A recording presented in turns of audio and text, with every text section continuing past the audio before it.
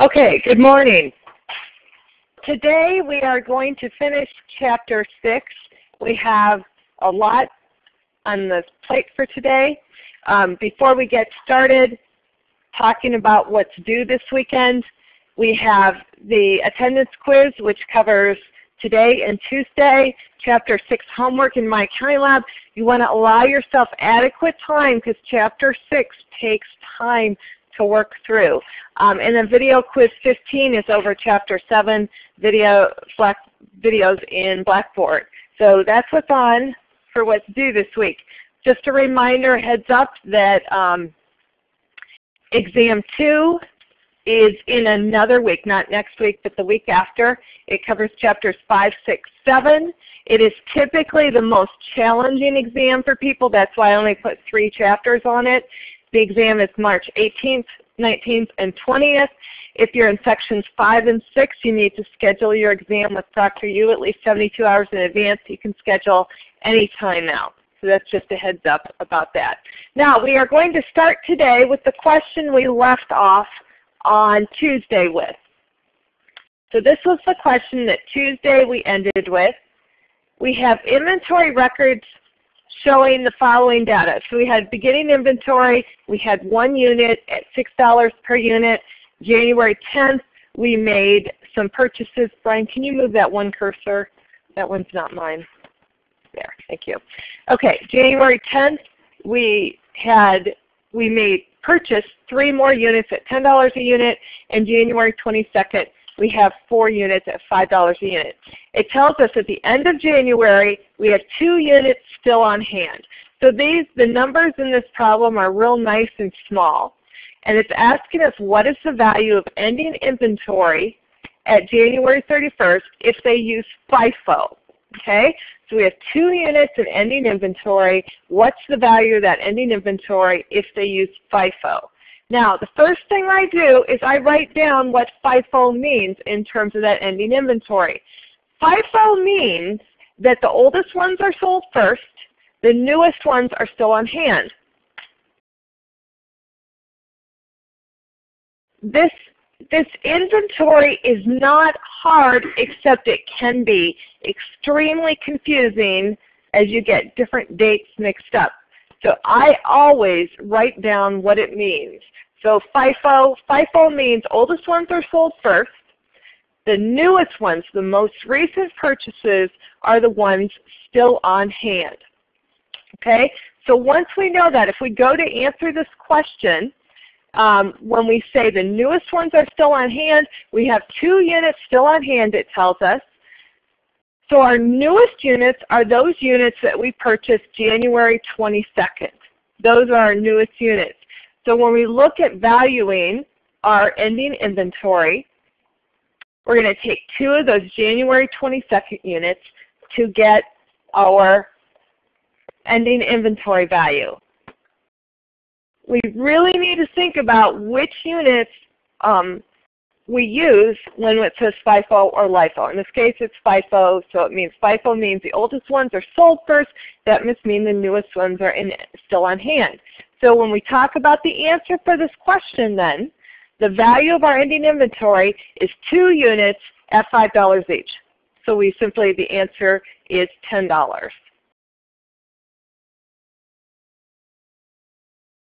There. So 2 units at $5 each. So that's the answer for this question. Now, coming up now, I'm going to put another question up. And this other question, you will be working out. It works very much like this one we just did. It has bigger numbers in it, but you should be able to do this next question. So the next question coming up, I'll be walking around looking for answers. If you're online, just hold your answer to yourself. We're not clicking in on this one or anything. And so work through it. I'll be around looking for answers. It tells us that they have inventory records show the following data, and then at January 31st, 210 units are still on hand. What's the value of ending inventory if they use FIFO?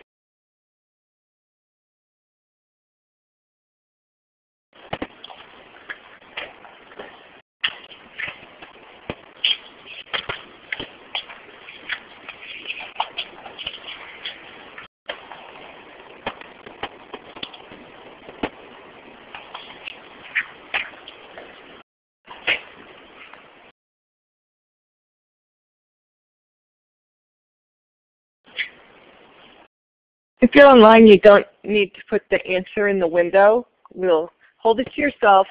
I'm just kind of looking around seeing what we have here. Yes. Good, good, good. And I didn't even have that one, so I assume that's fine. But yes, great.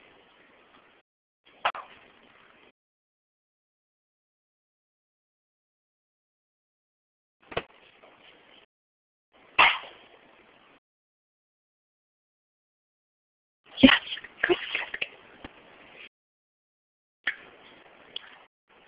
good. Now a little off, but we'll, yeah, you're close. But not, right, you guys. Great. Yes, yes. Yep. Mm-hmm.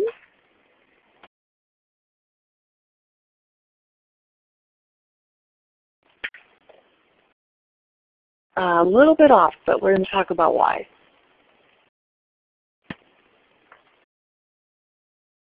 Yes, I'm looking over your shoulder. That's good.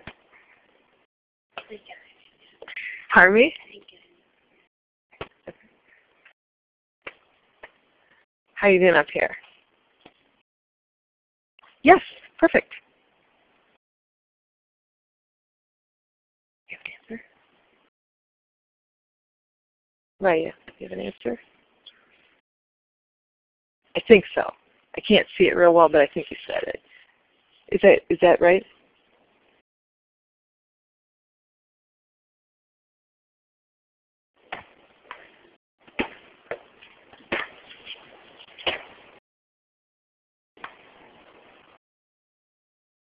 You're off by $2, but I'm not sure how.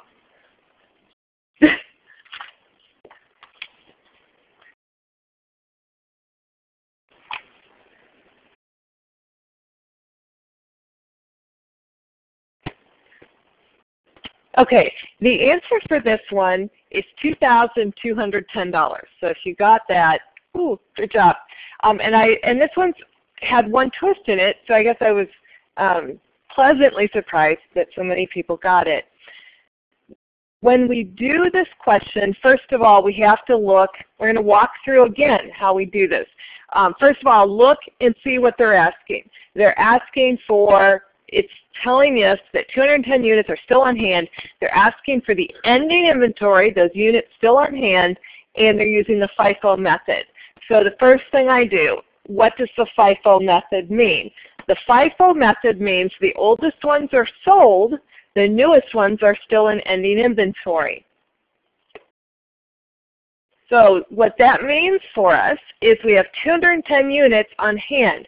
So 210 units, what we're going to do is 210 units on hand, we go to the January 22nd purchase. So this is the little twist. January 22nd, we have 110 units. So we take those 110 units at $11 each. But we have 210 units on hand, not 110. So we take the 210 units that we have, subtract the 110 units that we can get from January 22nd, and we have 100 units left. So then we have to go back to the next newest, and the next newest is January 10th. So we take 100 units out of there. So we're just starting from right now, going backwards and finding those 210 units from what we have.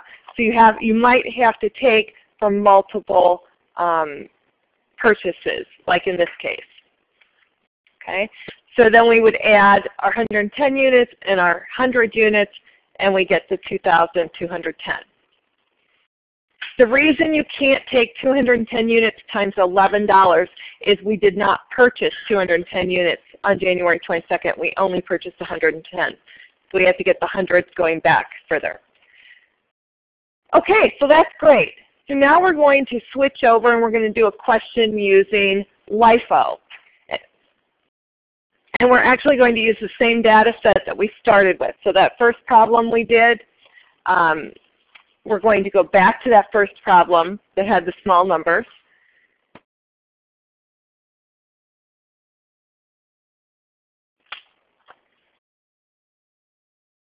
And then when we're going back to that first problem with the small numbers, what we're going to be doing is we're going to, everything's the same except now we're doing LIFO. So the question now is, what's the value of the ending inventory at January 31st if Toyland uses LIFO? Okay. Now, LIFO means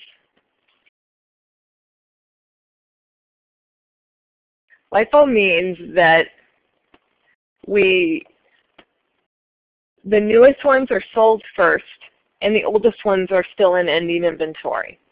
Okay, so that's first thing I do is I'm going to say my oldest ones are, or my newest ones are sold first, oldest ones are still on hand.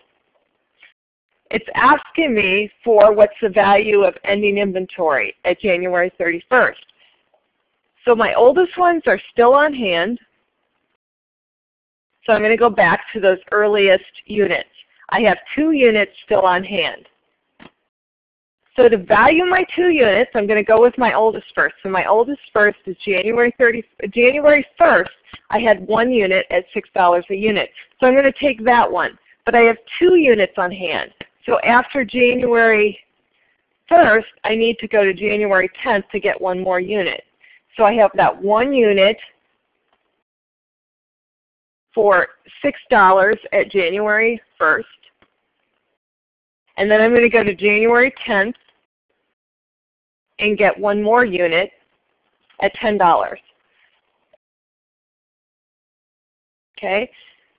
Because I have 2 units in ending inventory, I use the oldest ones, so my answer here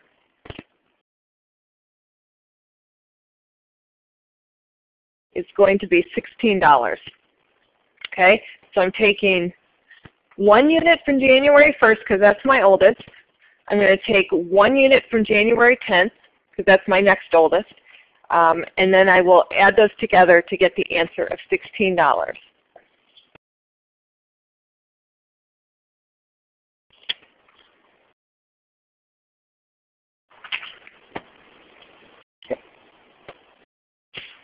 I'm going to put up another question now, and this one's for you to do. This one goes back to the same data set we had on the second question, and it's asking to calculate, I believe, ending inventory under LIFO. Yes. So this next question is going back to the second data set we used. We have to calculate the value of ending inventory if they use LIFO. So I'm going to pause for a minute, let you write that down and figure out what that would be.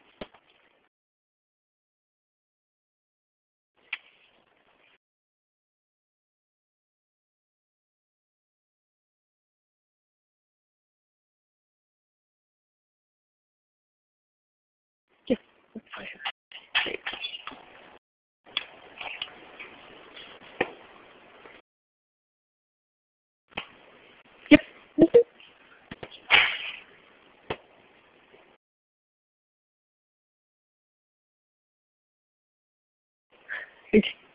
Angles, Dad.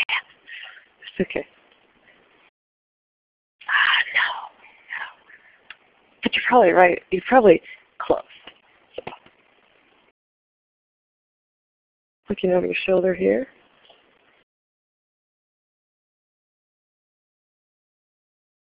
Yes, you have it. You don't have to add anything this time. Think about how many units you have in ending inventory. Okay, do you have 250 units in ending inventory? Right, so that's what you need to put there.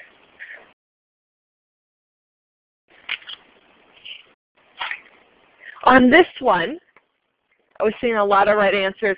On this one, remember, LIFO means oldest one sold first, newest one sold first, oldest one still in ending inventory. So what we say is we have 210 units in ending inventory, and our oldest units come from that beginning inventory. We had 250 units in beginning inventory. So we can take all our 210, we can say all 210 came from that beginning inventory. So we just do 210 units at $8 each, which is that beginning inventory price, and we get $1,680 as our value of ending inventory.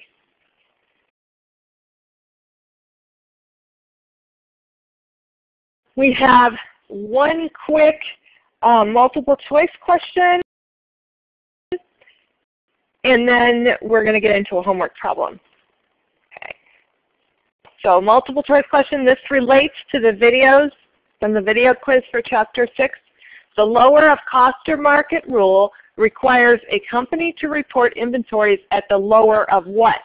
The lower of historical cost or current sales price, B, historical cost or current replacement cost, C, current replacement cost or sales invoice price, or D, FIFO cost or LIFO cost.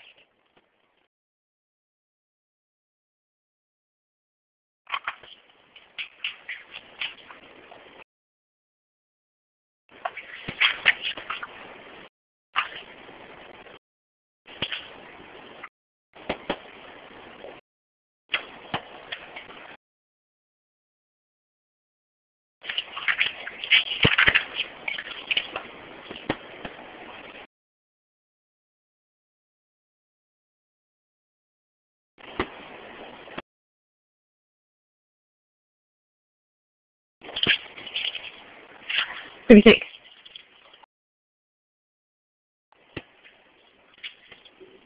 D, okay. A, okay. What do you think over there? A, okay.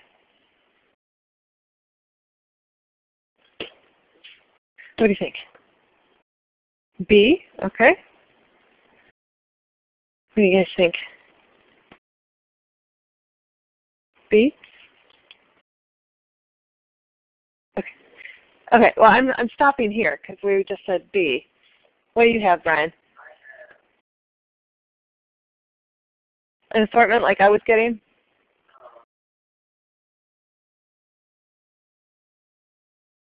Okay, so variety. The answer is B, so good job.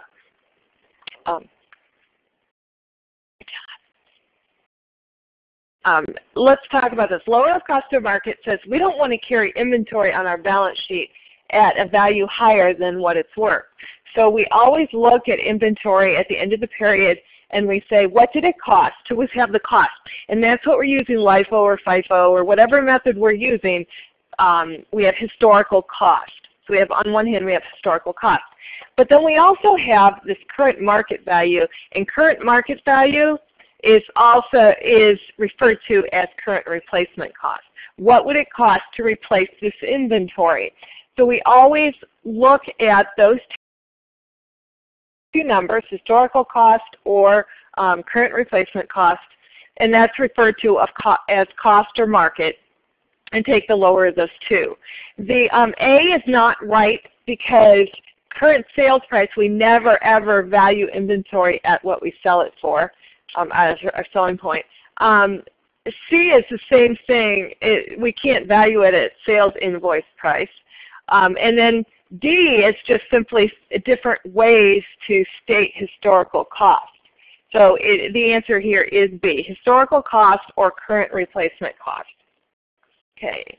I have 3 questions we're not going through in class, but they could be on your attendance quiz this week. And the only place you will see this URL is right here and now, or if you view the recording later, it'll be in there. It is http://tiny.cc/ch6questions.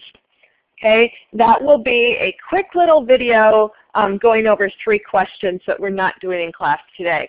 So you can either try those on the attendance quiz yourself, or you can use this URL to look them up. It's up to you. Now, I don't do all homework problems every week. We simply don't have enough time in class to do that. So what I did yesterday, because I know this chapter is fairly challenging, so I took 4 homework problems and I created a short YouTube video for each one, anywhere from 3 to 5 minutes, I believe. And so those, I posted them on Blackboard announcements. You would have gotten an email from me, and they also show up in the YouTube channel, and they're just listed by the exercise number. So those 4 items are on the homework. We're not going through those particular questions in class. You may very well be able to do them without watching the video, and that's totally up to you, whatever you want to do, but I provided them in case you wanted more assistance. So there I walk through how to do each one of those. Okay? And again, I did email about that yesterday. I posted an announcement, and those homework problems are not the same as that tiny CC's Chapter 6 questions.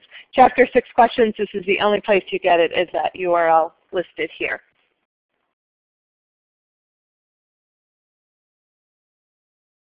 Next up, we are going to do a homework problem in here. We're going to do a couple homework problems today.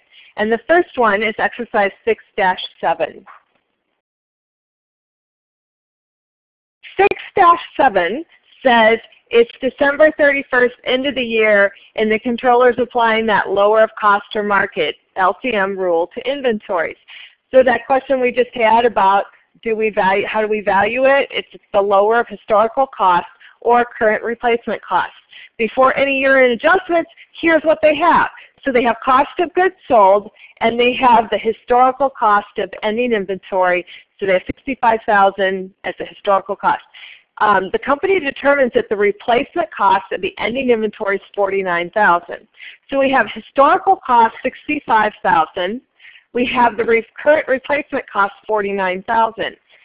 So we have this lower of cost or market rule in play here. And the first thing, and it tells us that show what they would report for ending inventory and for cost of goods sold. So ending inventory, it's going to be the lower of historical cost or replacement cost. So it's 65 or 49. It's going to be 49 because that's lower than 65. So when we talk about what we should report for ending inventory, we should report ending inventory at 49,000. It also tells us to identify the financial statement where each item appears. Ending inventory goes on the balance sheet under current assets. And that rule is at the lower of historical cost or current replacement value, also known as market. Okay, so that's one part of this answer. There's another part coming up. So first, ending inventory. So we look at historical cost, $65,000, versus the current replacement cost of $49,000. Pick the lower of those two, and that's what goes on the balance sheet under current assets.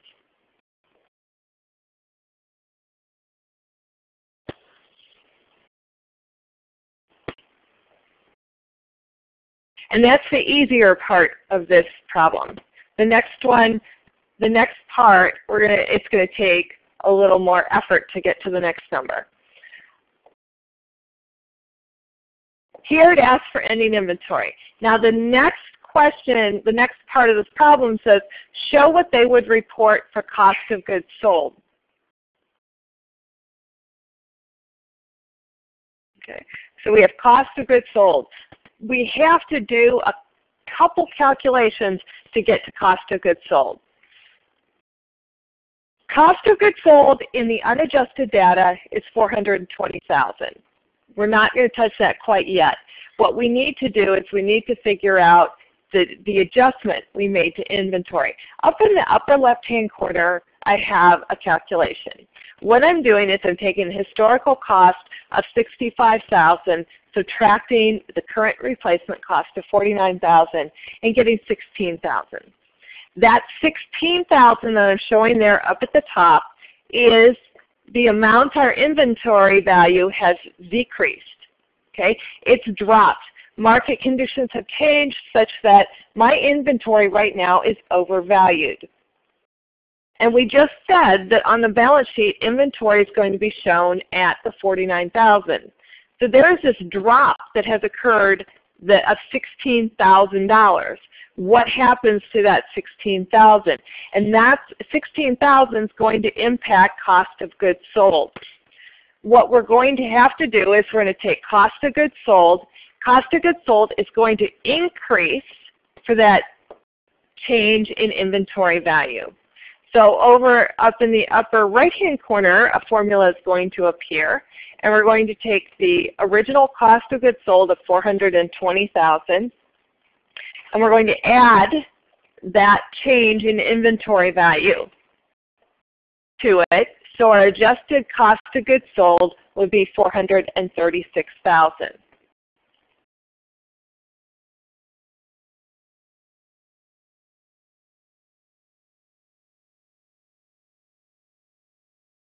what we're saying here is our inventory losing value is actually a cost of doing business. We take that risk. When our inventory loses value, that's an expense to us, and that's actually cost of goods sold. So when we have that loss in value of $16,000, it gets added to cost of goods sold. So now cost of goods sold is $436,000. And the last part of this question says, where do we report cost of goods sold? Cost of goods sold is an expense, and it shows up on the income statement right after sales revenue. So we have sales revenue less cost of goods sold. And cost of goods sold, again, is $436,000.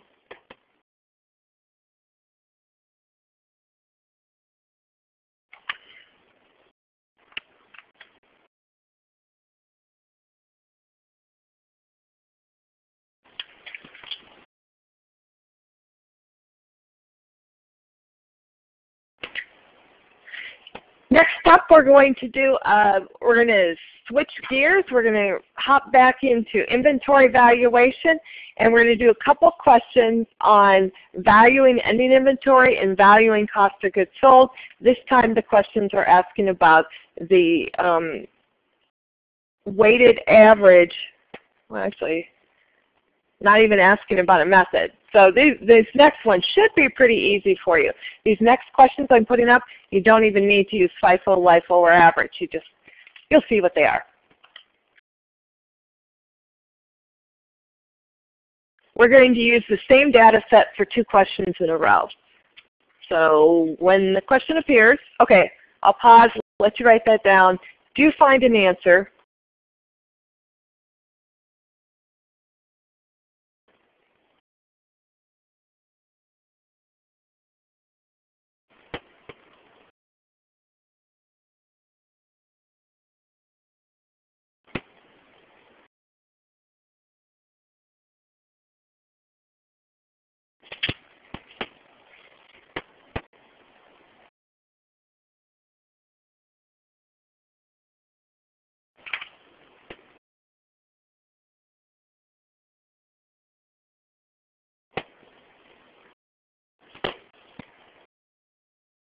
Do you have some?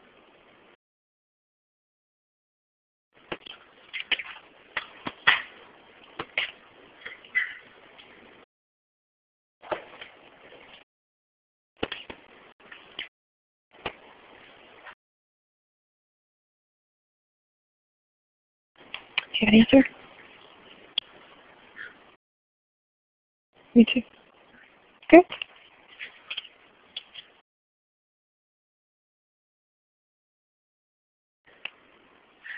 Brian, what do you have for answers? Mostly C? Good. I too saw a couple C's. So the answer for this one is C. So I wanted to point out that not all questions, not all are really complicated.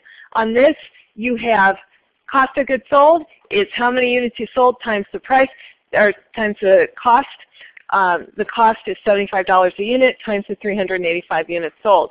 So pretty straightforward. You should get $28,875.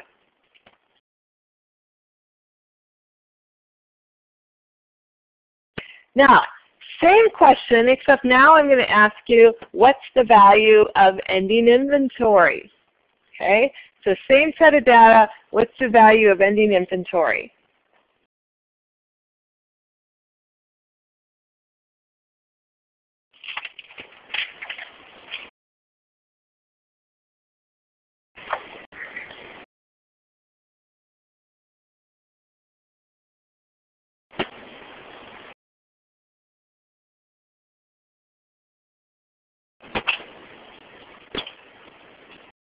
Yep.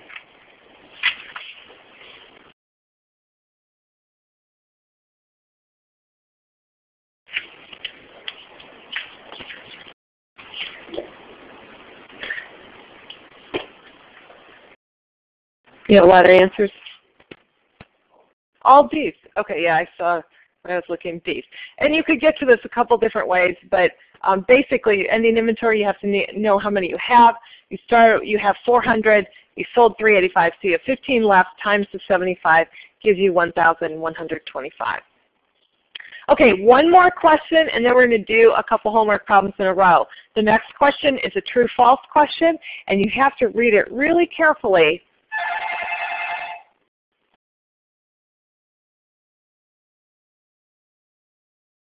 Yeah, it does, yeah. It's a wrong number. Yeah. Okay, weighted average cost per unit is calculated as the cost of goods sold divided by the number of units actually sold. True or false?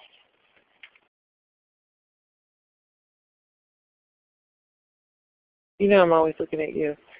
True or false? True. True. Okay, I'm going over here.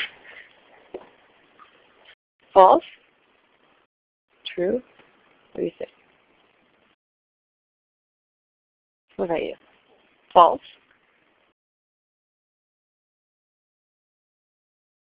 Okay. What do you have, Brian? A mix? Okay, more truths than falses? Just barely. Okay. And this is actually false. Okay, so again. Okay, this is false. And the reason it's false is because of one word. That one word is the sold word. When we calculate a cost of goods sold, the cost per unit, we divide the cost by the number of units purchased or produced, not sold. Which makes sense. If you think about it, you want your per unit should always be how much did you purchase divided by the number of units you purchased. And sometimes we talk about, sometimes we purchase things, sometimes we produce them, just depending on the problem. But that is the big key word, is you need to divide by purchased or produced.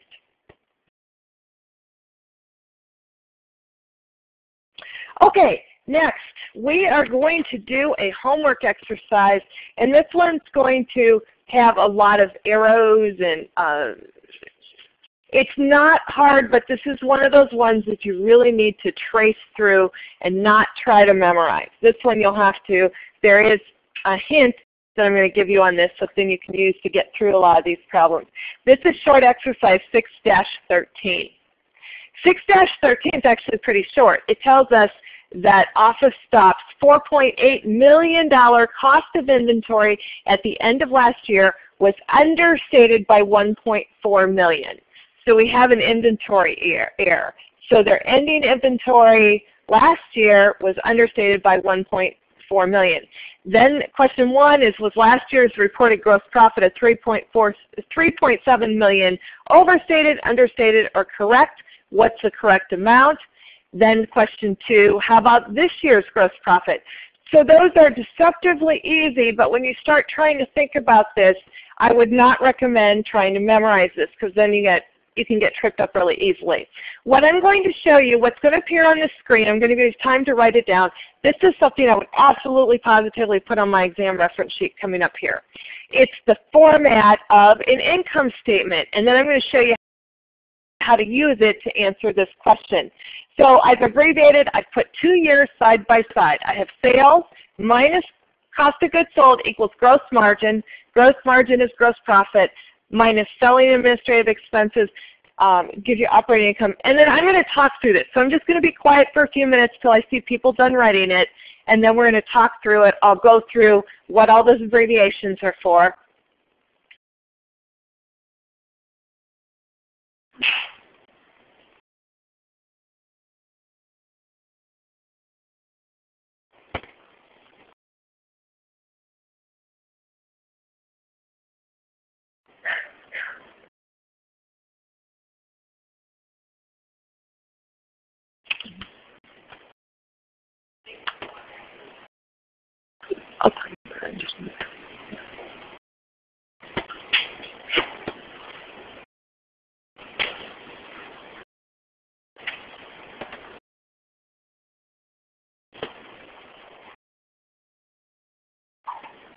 I think people pretty much done writing this down.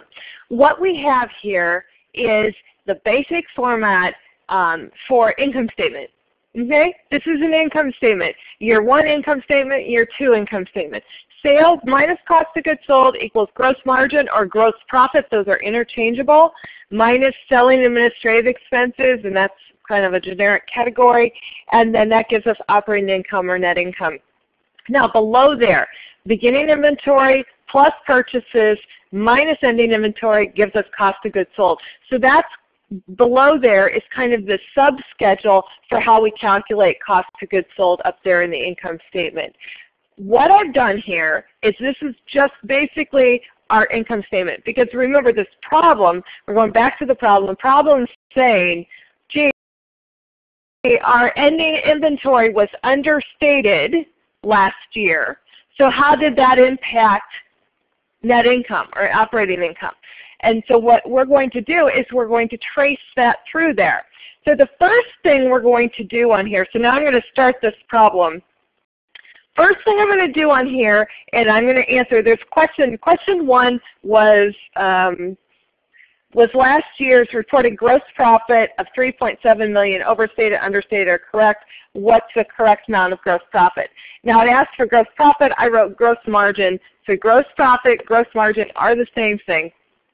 And so we're trying to get to that gross margin. Do I need selling and administrative expenses? Do I need operating income on here?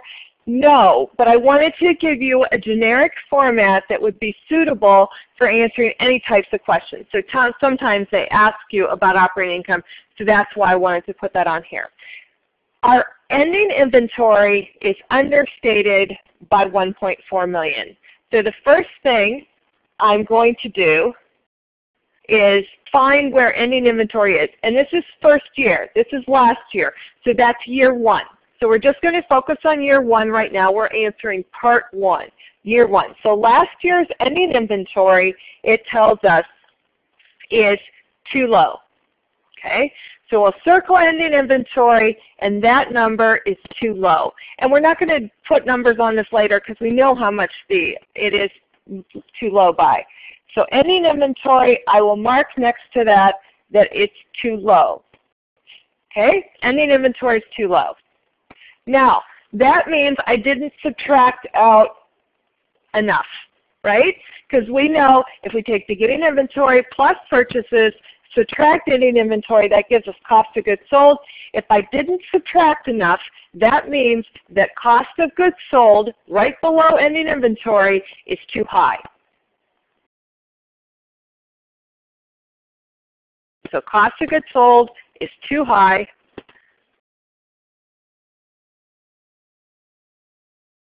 Okay. Now, cost of goods sold is too high. We just determined that in the bottom. Now, cost of goods sold, now we can go back up to the formal income statement. We know cost of goods sold is too high because we just calculated it below. So that's too high up there. And if cost of goods sold is too high, that means we're subtracting too much. So that means that gross margin will be too low. Gross margin's too low, and then it didn't ask for us in the problem, but operating income would also be too low as well. It tells us that the adjustment was $1.4 million. So it would be gross margin would be $1.4 million too low. So we would add $1.4 million to our gross margin to get the correct amount. That's what we do when we have to answer this type of question.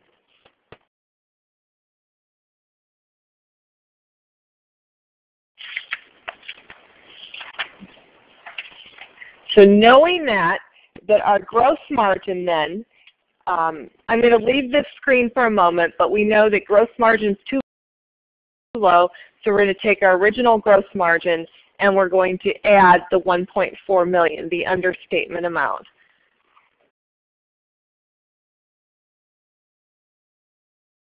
Okay, last year's reported gross profit was understated or too low. correct gross profit last year was $5.1 million, which is the original $3.7 million plus that $1.4 million understatement.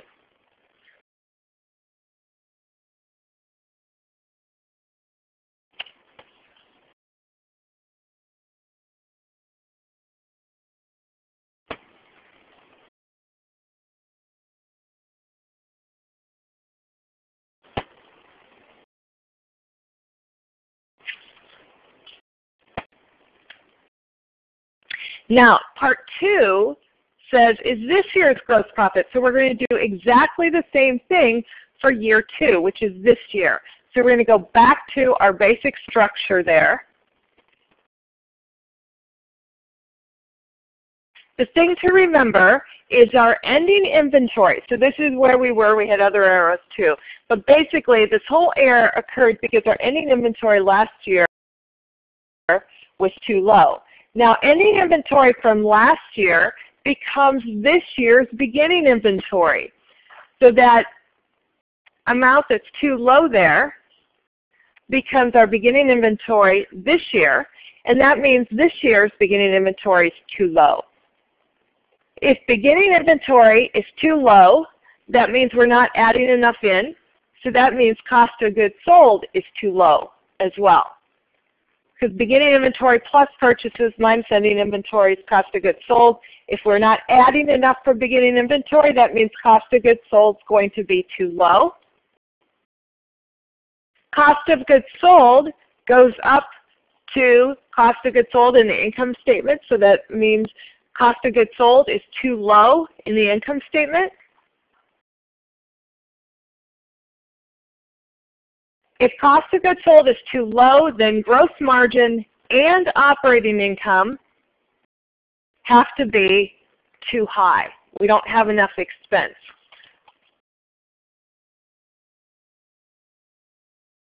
And when something's too high, we say it's overstated.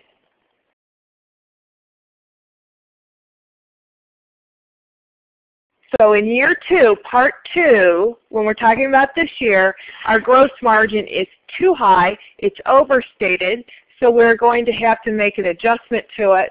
And the correct gross profit for this year, or gross margin, is going to be the $4.6 million we started with, subtract the $1.4 million.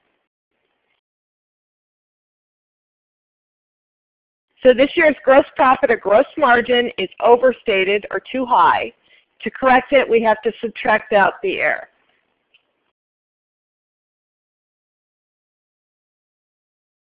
An ending inventory error in year 1 will always impact year 2. If you make an ending inventory error in 1 year, it'll wash itself out, so the 2 years combined will be fine. It's just 2 years will be impacted by an ending inventory error. The year that it's ending inventory and the following year when it's beginning inventory.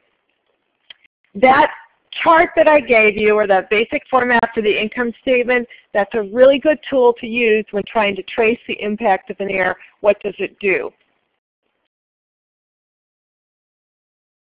Now we're going to move on to another homework problem. Are you okay with this? Okay. Okay, now exercise 619A. This one's going to take a little bit of time. It's a little bit lengthier than the other ones. It's a good one for really having to walk through LIFO and FIFO.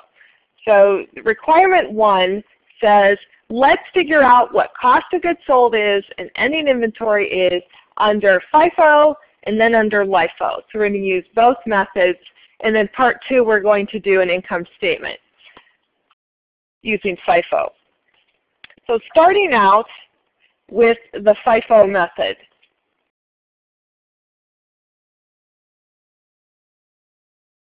Now what they give us is they tell us the June 1st beginning inventory, 14 units at $42 each.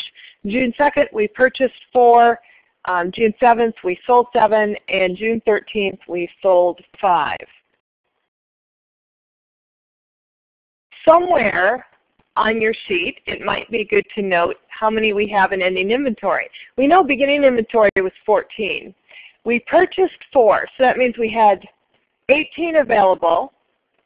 We sold 7, and we sold 5. So we have 18 available. We sold a total of 12, so we have 6 in ending inventory, I believe. Yes. Okay? So just make a note of that somewhere. But we're going to have to work through a lot. So what I've got coming up here is I'm going to put the answer up, and we're going to talk through FIFO. So you're going to see a box appear for FIFO. I'll let you write it down, and then we'll talk about where the numbers come from.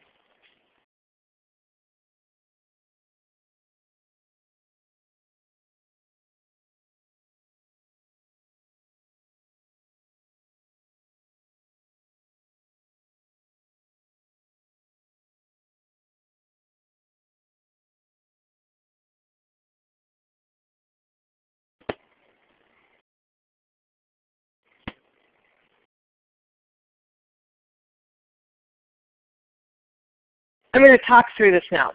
FIFO means the oldest units are sold first. First in, first out. So when we're looking at cost of goods sold, we sold 12 units. How did I get 12?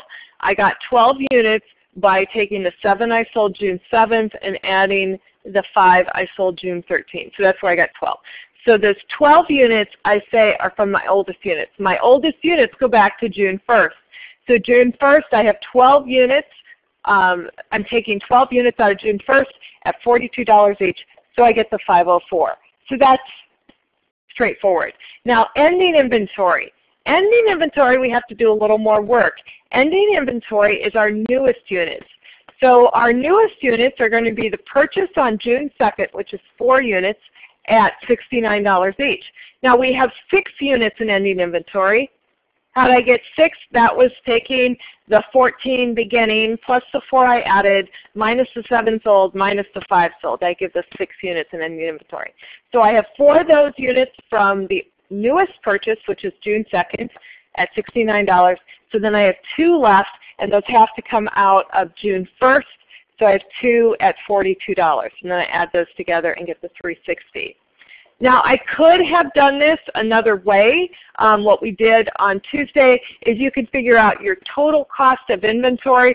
So you take 14 units at 42, add that to 4 units at 69, add that all together, subtract the 504 cost of goods sold, and you'll end up with the 360. So whichever way you approach this, it does work. So this is under FIFO. This is valuing ending inventory and valuing cost of goods sold. The next step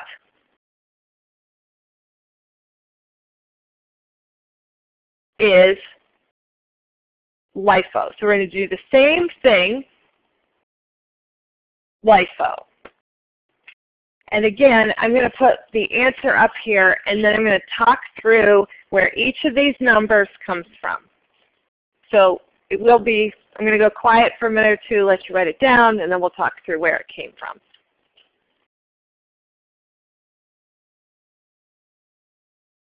Okay, walking through where these numbers came from. LIFO means our newest units are sold first. So when I'm calculating cost of goods sold, I'm going to use the newest units first. My newest units I purchased were June 2nd. I had 4 of those. So I'm going to take 4 at the $69, the unit cost at June 2nd. Now I sold a total of 12. How do I know I sold 12? Again, June 7th I had a sale of 7, and June 13th I had a sale of 5. So I have 12 sold. I have 4 of those from June 2nd. So 12 minus 4 gives me 8 left. So I have to take 8 out of beginning inventory, so out of June 1st. So I have 8 at 42. So my cost of goods sold is going to be the 4 units from June 2nd and the 8 units from June 1st. Gives me 612 for cost of goods sold. Ending inventory under LIFO means the oldest units remain. All 6 are from June 1st then. June 1st I have 14 in June 1st, so I can certainly use all 6. So 6 at $42 gives me $252. Again, this is just tracing it and being careful where you're getting the numbers from. We're going to move on to part 2 now. Part 2, we are going to be asked to prepare an income statement. Now when we do Part 2, it says to do the income statement using the FIFO method. Our answers, we're going to be using our numbers from when we did the FIFO method. So remember, first of all, before we get to FIFO method, we need to pull a number off this table. When we do an income statement, we need sales. And up to this point, we haven't worried about the sales price. In this case, we need it. We sold 7 units on June 7th for $111 each. We sold 5 more units on June 13th. So we've sold a total of 12 units at $111 each. So our sales revenue is $1,332. So that's something to make note of. We're going to be leaving this slide completely because I don't have room to do an income statement and have this data on the screen at the same time. So know that we need the 1,332, and where that came from are the sales. Now something else to note before I leave this screen. Note that it tells us the very last sentence or two of requirement 2 says operating expenses totaled $340. So $340 is given, and the income tax rate is 40%. So those numbers are both given to us, so we will be using those as well. I'm going to be leaving this screen, so you're not going to see these things again, but I just want to remind you on Part 1A, when we did FIFO, I'm putting the answer back up for FIFO. Okay, so when we did FIFO cost of goods sold earlier, in your notes you'll have 504 under FIFO. That was cost of goods sold, so we're going to be using that number as well. So now we've just gone through about where every number comes from on the income statement. So the first thing we're going to do now, we're going to do this income statement, and we're going to put the headings. And the heading for an income statement is always going to be the name of the company, the name of the statement, followed by the date. And an income statement for a period of time, so you'll see the period of time at the top as well. This is for a month. So we will have musicworld.net at the top, we will have income statement, and we will have month ended June 30th.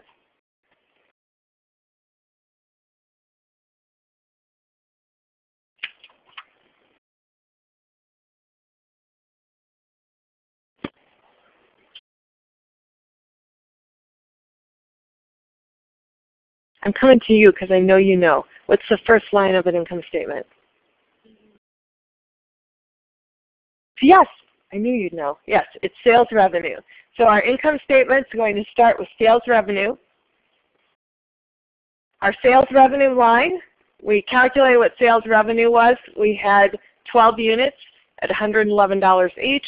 So we're going to see sales revenue of $1,332. You would have written that down earlier.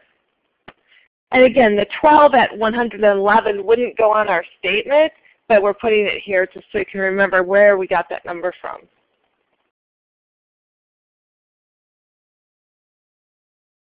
Next item down on an income statement, and again, you can refer to prior statements we've done, but cost of goods sold is always the second thing down. So the next item down is 504. We said that that was the cost of goods sold from using FIFO Part 1A.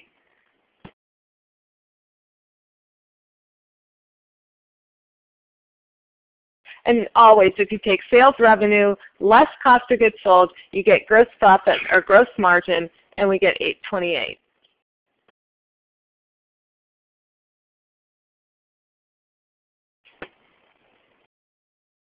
After gross profit, we can have, sometimes they're called selling and administrative expenses, sometimes operating. In this case, we're calling them operating expenses. So we would have operating expenses, and then we would get to income before income taxes. Because this problem has income tax, it gives us a tax rate, so we know that we have to use taxes in it. So you'll see operating expenses given to us in the problem is $340, so we will subtract those from gross profit and get our income before income tax. That's a subtotal.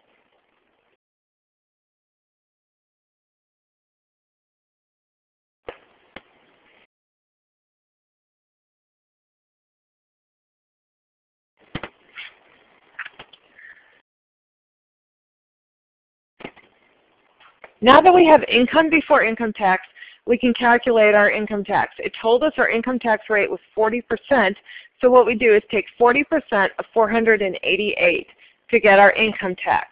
So our next line is going to be income tax and income tax expense, and we'll take 488 times 40%, so we are going to show $195. And again, you're not going to see the 488 times 40% on the statement. That's just showing the calculation there.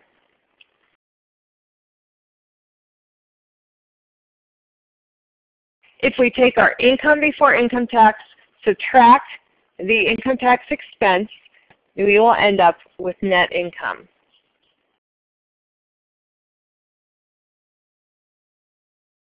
And that brings us to the end, finally, of this homework problem. So it's not bad, but you really have to follow those numbers through.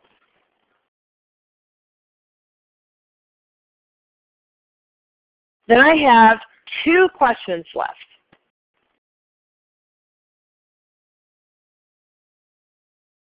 Okay, the first question is,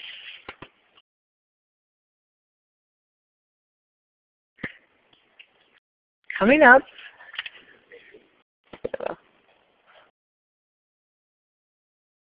This is, we're talking about net purchases. So this would have referred back to the videos for the Chapter 6. Which of the following is not used to determine net purchases?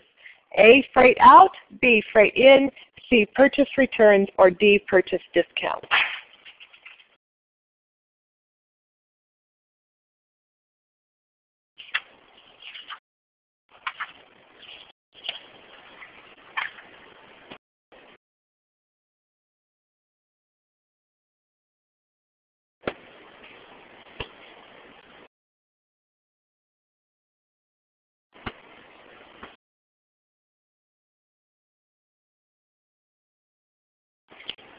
Do you know?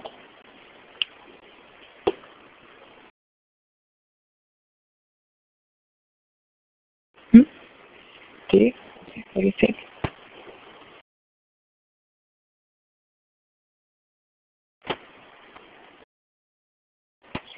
C? Okay. What do you think?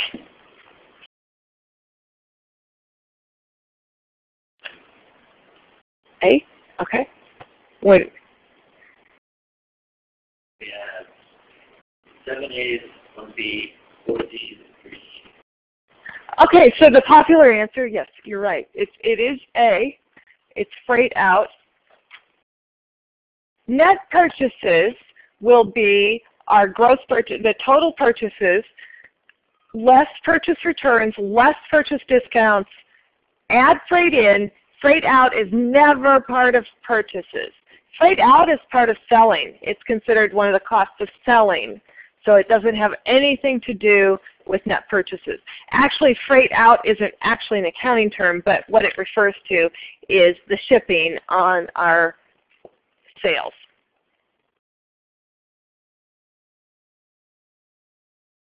Now the next question I put up, I'm going to explain the question, and I'm going to get an answer from every single person in here. And so it'll be interesting to see what we get on this one. So I'm going to put the question up, and this has to do with inventory out on consignment. So Company A has inventory on consignment and held for sale by Company B. Okay, so we could think of Company A, let's think of Company A as an artist. So an artist has works. So the artist takes their works to Company B, which is the gallery. Okay? So the gallery has artist A's work and holding it for sale on consignment. Which company includes the inventory on its balance sheet? A, which is the artist, or B, which is the gallery?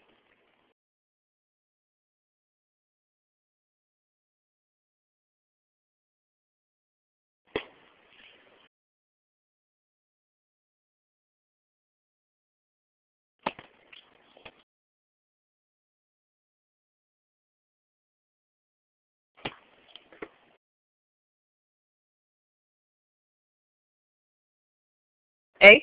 Okay. A? What about here? A?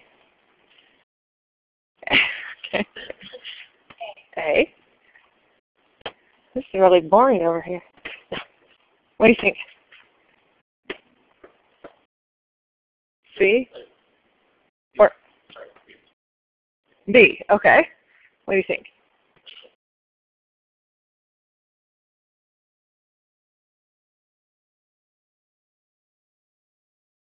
B?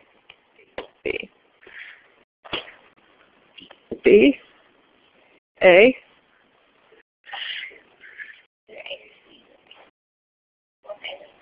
Okay. A? A? Okay. B? B? A? A? A? What do you have, Brian?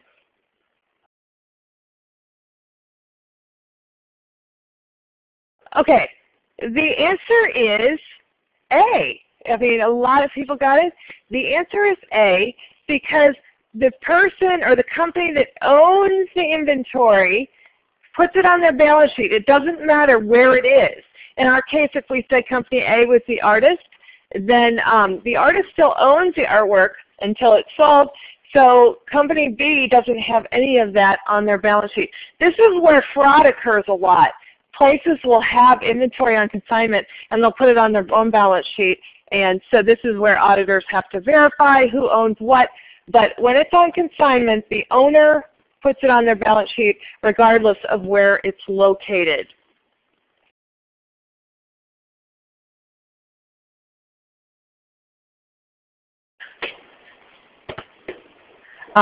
So review of what's due. Okay, what's due? We've got an attendance quiz that will be available by 5 p.m. today. And we have the Chapter 6 homework. Allow yourself plenty of time. And then a video quiz over Chapter 7 is due Sunday. Okay? So that's it. Have a nice weekend. Enjoy the warm weather.